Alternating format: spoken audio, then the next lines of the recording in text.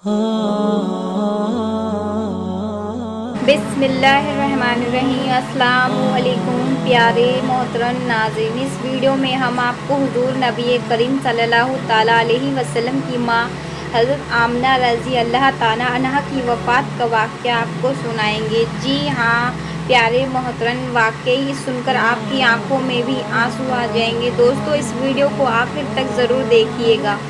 एक दिन हज़रत आमना ने मदीना जाने का इरादा बना लिया और हज़रत अब्दुल संगीत मुत्तबिल उम्मे ऐमन और हमारे हुजूर नबी करीम सल्लल्लाहु ताला अलैहि वसल्लम को लेकर एक ऊँटनी से मदीना की तरफ चल पड़ी। उस वक्त हमारे हुजूर सल्लल्लाहु अलैहि वसल्लम की उम्र सिर्फ 6 साल की थी। मक्का से मदीना की दूरी लगभग 400 किलोमीटर। उस वक्त लोगों को आबादी बहुत कम थी। रास्ते में सन्नाटा ही सन्नाटा था। हर तरफ एक वीरानी और वहशत सी महसूस होती थी। लेकिन ये 3 लोगों का काफिला धीरे धीरे मदीना की तरफ बढ़ता जा रहा था। इस काफिले में मर्दों में सिर्फ 6 साल का बच्चा था।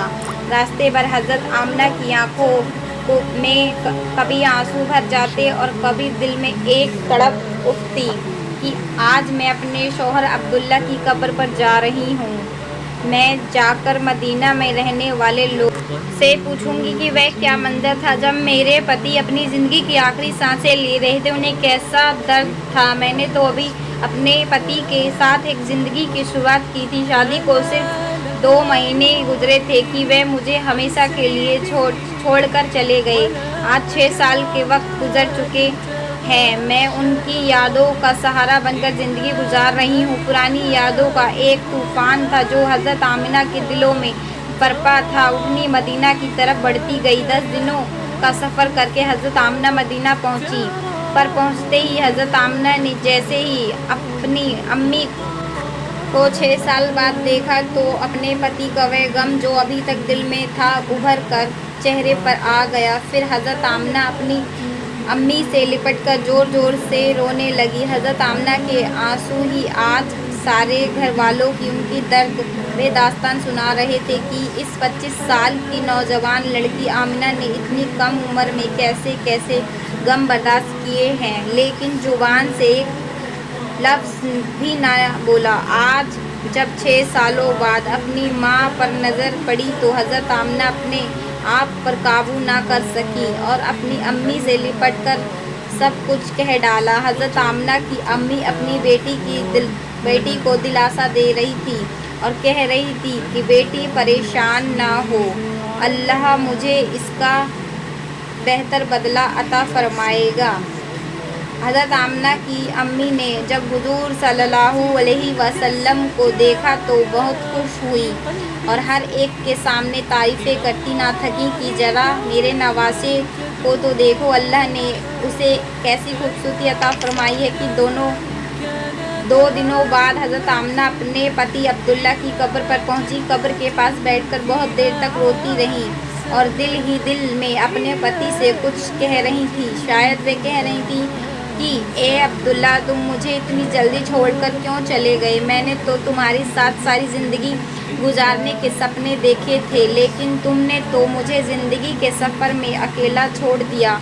मुझे तुम्हारे बगैर बिल्कुल अच्छा नहीं लगता है अब्दुल्ला। काश कि तुम ज़िंदा होते तो आज अपनी इस आमिना का गम देखते तो घबरा जाते।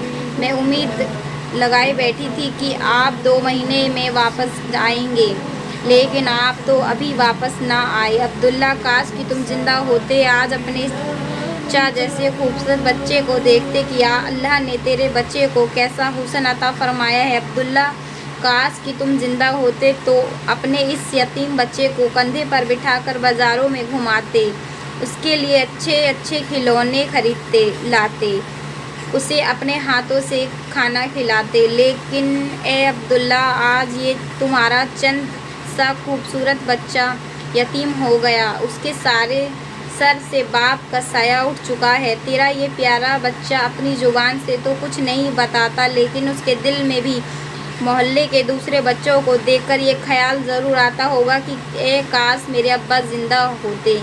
تو وہ مجھے بھی اچھے اچھے کھلونے لا کر دیتے، مجھے بازاروں میں گھماتے اور مجھے پیارے پیارے کپڑے پہناتے۔ حضرت آمنہ اپنے شوہر کی قبر کے پاس بیٹھی برابر روئے جا رہی تھیں اور پھر شام ہوتے ہوتے اپنی باندھی ایمن اور حضور صلی اللہ علیہ وسلم کے ساتھ واپس گھر آ گئیں۔ حضرت آمنہ نے 1 مہینہ اپنے مائکے مدینہ میں دن گزارا اور پھر ایک دن اپنی ماں سے کہا کہ امی جان، اب میں گھر واپس جانا چاہتی ہوں، آپ مجھے اجازت دے دیں۔ ماں اجازت سے لے کر حضرت آمنہ مکہ کی طرف چل پڑی۔ اونٹنی پر سب سے آگے ہمارے حضور نبی پاک صلی اللہ علیہ وسلم بیٹھے تھے، پھر حضرت آمنہ اور سب سے پہلے حضرت ایمن اور پھر یہ 3 لوگوں کا قافلہ مکہ کی طرف روانہ ہو گیا۔ 3 دنوں کے سفر کے بعد یہ قافلہ عرب کی سب سے ویران جگہ سے گزر رہا تھا۔ اس جگہ کا نام ابوا ہے۔ ہر طرف سناٹا ہی سناٹا تھا، گھنی جھاڑیاں، کالے سیاہ پہاڑ۔ شام کا وقت تھا اور اس ریگستانی ویران علاقے میں ان 3 لوگوں کا قافلہ مکہ کی طرف چلتا جا رہا تھا۔ حضرت آمنہ جب سے اپنے پتی کی قبر سے واپس آئی تھی تو وہ اپنے بہت معصوم سی لگ رہی تھی۔ وہ بڑی خاموش رہتی تھی۔ راستے بھر وہ اندر ہی اندر آنسوؤں کے گھٹ پی رہی تھی، لیکن آپ نے اس معصوم بچے کے سامنے کچھ بھی ظاہر نہیں کر رہی تھی کہ کہیں میرے بچے کو کوئی تکلیف نہ ہو۔ ابوا کے مقام پر پہنچ کر اچانک حضرت آمنہ کی طبیعت کچھ ہی صحیح نہیں رہی۔ لگ رہا تھا کہ انہیں حضرت ایمن کو فوراً بتائے کہ مجھے ٹھیک نہیں لگ رہا۔ حضرت ایمن حضرت آمنہ سے کہا کہ آپ پریشان نہ ہو، میں اونٹنی کو کسی اونچی جگہ پر روکتی ہوں، اور پھر حضرت ایمن اونٹنی کو ایک اونچے ٹیلے پر لے کر پہنچی۔ اس جگہ پر پتھر کا ایک درخت سا بنا ہوا تھا۔ انہوں نے حضرت آمنہ کو اونٹنی سے اتار کر اس پتھر پر لٹا دیا۔ حضرت آمنہ کچھ تکلیف سی محسوس ہو رہی تھی، شاید قدرت کو کچھ اور ہی منظور تھا۔ ہمارے حضور اپنی امی کو گھبرائی ہوئی نگاہوں سے دیکھ رہے تھے۔ وہ سمجھ نہیں پا رہے تھے کہ میری امی کو کیا ہو رہا ہے۔ حضور صلی اللہ علیہ وسلم کی عمر اس وقت 6 سال کی تھی۔ آنکھوں سے آنسو بھرے ہوئے تھے، دل گھبرا رہا تھا اور بار بار ہمارے حضور اپنی امی کو کہہ رہے تھے کہ امی آپ جان، مجھ سے بات کیوں نہیں کر رہی ہو؟ آپ خاموش کیوں ہو؟ مجھ سے بات کرو۔ امی حضرت ایمن کہہ رہی تھی کہ اے امینہ، ہمت رکھو، تمہیں کچھ نہیں ہوگا، تم بالکل ٹھیک ہو جاؤ گی۔ لیکن حضرت آمنہ سمجھ چکی تھی کہ شاید اب جانے کا وقت آ چکا ہے۔ حضرت آمنہ تکلیف کی وجہ سے بار بار اپنی آنکھیں بند کرتی اور کھولتی۔ حضرت آمنہ آنکھ کھول کر اپنے اس 6 سال کے بچے کو دیکھتی اور دل ہی دل میں سوچتی کہ اب میرے اس یتیم بچے کا کیا ہوگا؟ میرے بچے نے اپنے باپ کا سایہ تو دیکھا ہی نہیں اور اب میں بھی اسے چھوڑ کر جا رہی ہوں۔ نہ بہن نہ بھائی ہے میرا بچہ، اب کس کے سہارے جیے گا؟ لیکن ہمارے حضور صلی اللہ علیہ وسلم اپنی امی کو ہلاتے اور روتے ہوئے پوچھتے کہ امی جان، آپ کو کیا ہو رہا ہے؟ شاید ہمارے حضور بھی کچھ سمجھ چکے تھے، لیکن پھر بھی 6 سال کا بچہ کیا جانے کہ اس کی ماں کو کیا ہو رہا ہے۔ آج تک ہمارے حضور صلی اللہ علیہ وسلم نے کسی کو انتقال ہوتے ہوئے نہیں دیکھا۔ آخر حضرت آمنہ پردہ فرمانے سے کچھ سیکنڈ پہلے ہی زور لگا کر اپنی آنکھیں کھولی اور اپنے 6 سال کے بچے کے سر پر ہاتھ پھیرتے ہوئے کہا کہ بیٹا پریشان نہ ہونا، اب میں جا رہی ہوں، لیکن ساری دنیا کو ایک ایسا بچہ دے کر جا رہی ہوں جو ساری کائنات کو روشن کرے گا۔ اتنا کہہ کر حضرت آمنہ نے حضور کا سر اپنے سینے پر رکھ لیا اور اپنی آنکھیں بند کر لی۔ حضور صلی اللہ علیہ وسلم نے محسوس کیا کہ میری امی کو کوئی آواز نہیں آ رہی، تو اٹھ کر دیکھا تو حضرت آمنہ کی وفات مر چکی تھی۔ ہمارے حضور اپنی امی کو ہلا رہے تھے اور کہہ رہے تھے امی جان اٹھو، مجھ سے باتیں کرو، میں آپ کے بغیر کہیں نہیں جاؤں گا، میرا مکہ میں آپ کے سوا کون ہے؟ ہمارے حضور صلی اللہ علیہ وسلم روتے ہوئے اپنی امی کو اٹھا رہے تھے اور حضرت ایمن بار بار ہمارے حضور کو دلاسا دے رہی تھے اور کہہ رہی تھیں کہ بیٹا تمہاری امی سب کو چھوڑ کر جا چکی ہیں، وہ اب کبھی واپس نہیں آئیں گی۔ ہمارے حضور صلی اللہ علیہ وسلم اپنی امی سے لپٹ کر رو رہے تھے اور ایمن سے کہہ رہی تھیں کہ خالہ جان میری امی کو کیوں نہیں اٹھ رہی ہیں، وہ مجھے بات کیوں نہیں کر رہی ہیں، میں اپنی امی کے ساتھ مکہ جاؤں گا، میرے ان کے علاوہ کون ہے۔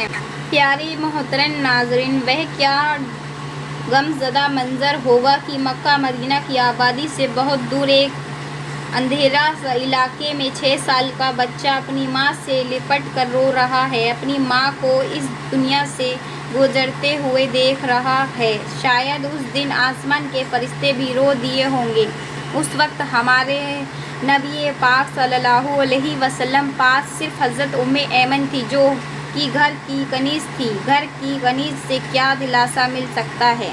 اگر اللہ چاہتا تو حضرت آمنہ کو مدینہ میں مرنے دے سکتا تھا، کم سے کم ہمارے حضور کی خالہ، ماموں یا نانی ہمارے حضور کے گلے سے لگ کر کچھ دلاسا دے دیتے، اور اگر اللہ تعالیٰ چاہتا تو حضرت آمنہ کو مکہ میں مرنے دے سکتا تھا، کم سے کم ہمارے حضور کے چاچا دادا عبداللہ مطلب یا پھوپھو یا ہی ہمارے حضور کے گلے لگ کر دلاسا دیتی، اور مصیبت کے اس وقت میں حضور ہمارے نبی پاک کے لیے سہارا بنتے۔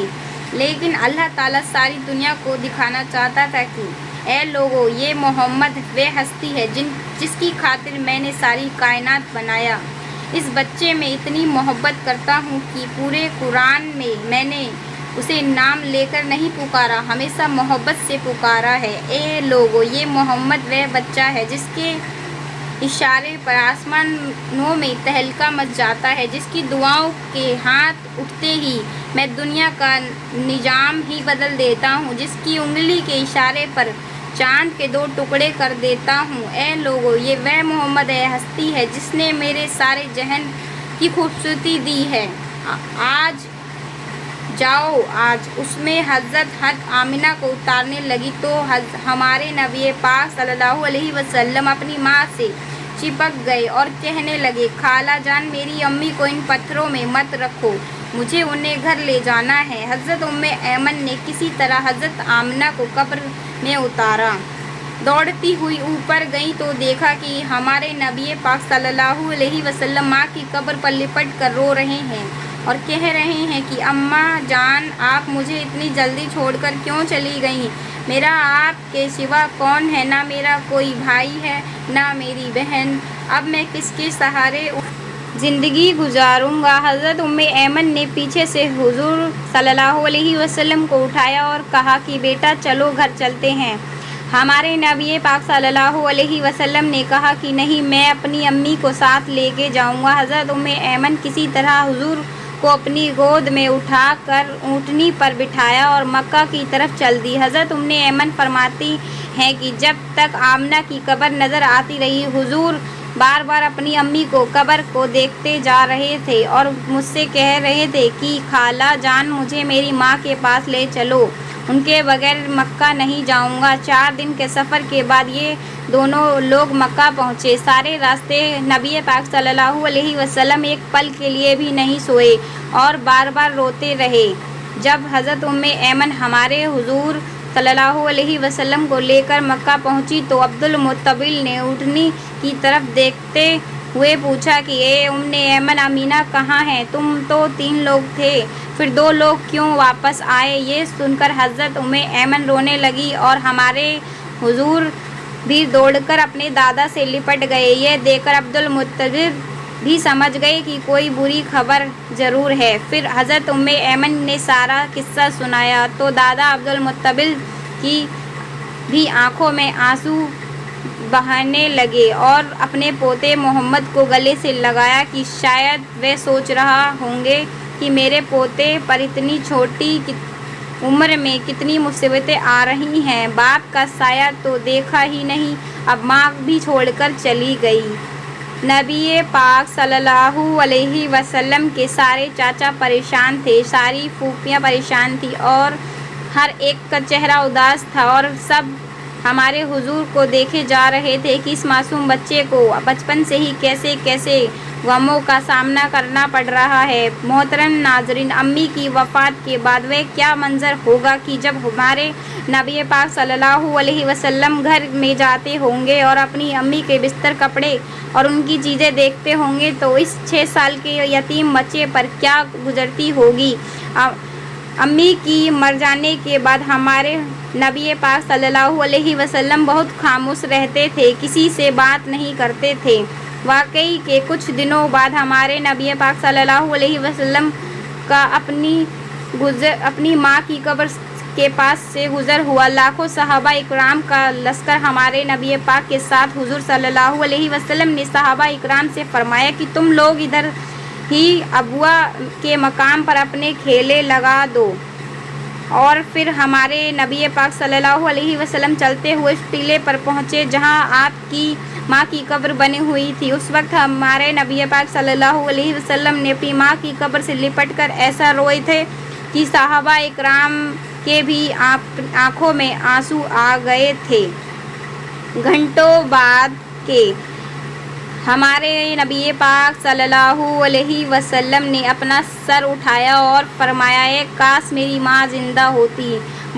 माँ की मर जाने के बाद दादा अब्दुल मुस्तबिल ने अपने पोते मोहम्मद को अपनी काफिले में ले लिया और फिर हमारे नबी पाक सल्लल्लाहु अलैहि वसल्लम अपने दादा मुस्तबिल के साथ हो गए। चलिए, अगर आपको वीडियो पसंद आई हो तो चैनल को सब्सक्राइब करना ना भूलें, कमेंट में अपनी राय का इजहार करें और ऐसी ही मज़ीद वीडियो के लिए हमारा यूट्यूब चैनल सब्सक्राइब करना बिल्कुल ना भूलें। चलिए, मिलते हैं आपको नेक्स्ट वीडियो में। जब तक के लिए अल्लाह हाफिज़। अस्सलामु अलैकुम व रहमतुल्लाहि व बरकातुहू।